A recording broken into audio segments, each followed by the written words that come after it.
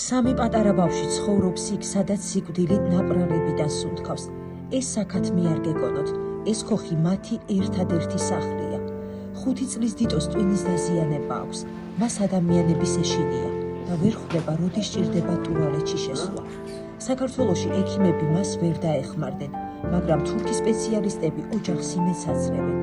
ისინი ბიჭის განკურნებას გვირდებიან, თუ მას დროულად ჩაუტარდება გამოკვლევები და შესაბამისი მკურნალობა დაენიშნება. თუმცა მკურნალობა $3,400 ღირს. ამ ოჯახისთვის ეს მიუწვდომელი თანხაა. დიტოს მამა ეპილეფსიით იტანჯება. მან არ იცის, როდის შეიძლება რომ შეტევა დაემართოს. სახლში კი სიცივე, ხარი და 3 მშიერი ბავშვია. დიტო, ანა და პატარა ემილია.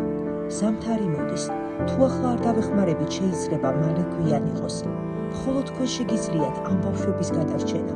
თქვენი დახმარება მათი გადარჩენის ერთადერთი შანსია.